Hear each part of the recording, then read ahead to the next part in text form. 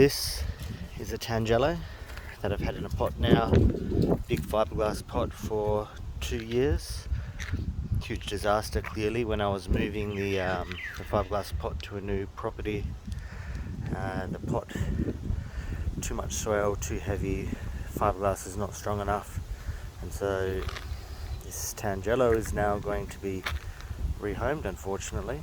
But what I wanted to show you is the soil mix that I use for these plants, which is largely an inert soil mix. It's not a soil based mix, and it's not very often that you get to see the insides of a plant that's been in a pot for a very long time, a very large pot, to see how the soil is faring up.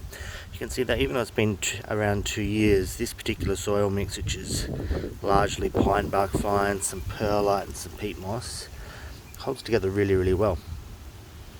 You can see that it's nice and crumbly, it's very damp, but even though it's been rained on recently, you can't even squeeze water out of it. It's very water retentive without being too wet. You can see that the roots of this Tangello that have come down all the way through the pot, the base of the pot, which was a very large pot, they are very easily shaken loose from the soil. The soil's still very friable and crumbly, and the plant's done really well in this potting mix. So it's disappointing that the pot fell apart,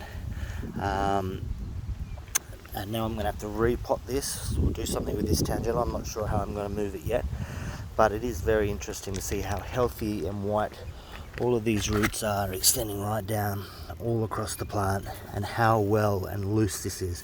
The soil just doesn't compact over time. It stays very easy.